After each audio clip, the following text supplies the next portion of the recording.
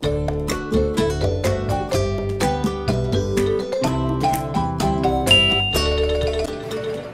yo, what's up mga katropa, and welcome to Joms TV. And in this vlog, we will discover the taste of one of Starbucks' popular dessert, which is the Banoffee pie.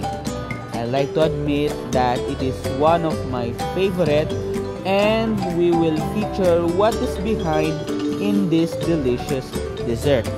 Did you know that Banoffee means banana and toffee or thick caramel sauce topped with whipped cream with crushed graham biscuit. So makikita nyo kung gaano talaga kawupi o kataas itong napakasarap na whipped cream na may caramel and chocolate toppings.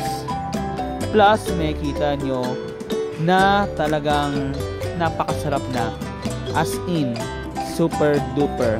Plus itong napakasarap na caramel filling. So ito pong Banoffee pie came from England, na kung saan isa ito sa mga popular dessert ng mga British. Makikita nyo rin kung gaano kasarap itong crushed graham biscuit with chocolate filling. Diba mga katropa? Masarap siya i-partner sa mainit na kape, lalong-lalo na kung trip nyo talaga mag-Starbucks.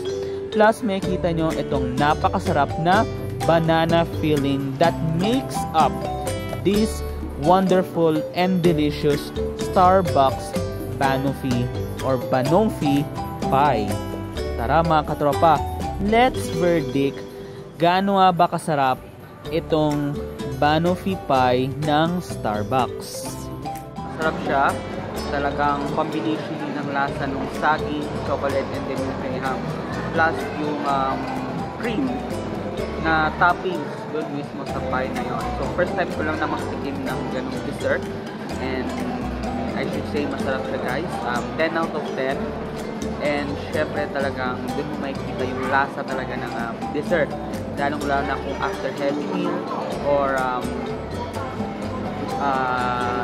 doon mo malalasahan yung tunay na taste ng dessert doon mismo sa Banoffee pie. Pero yung pinaka-toppings talaga nun is yung banana, which is yun yung nagpasarap palalo doon sa Banoffee pie.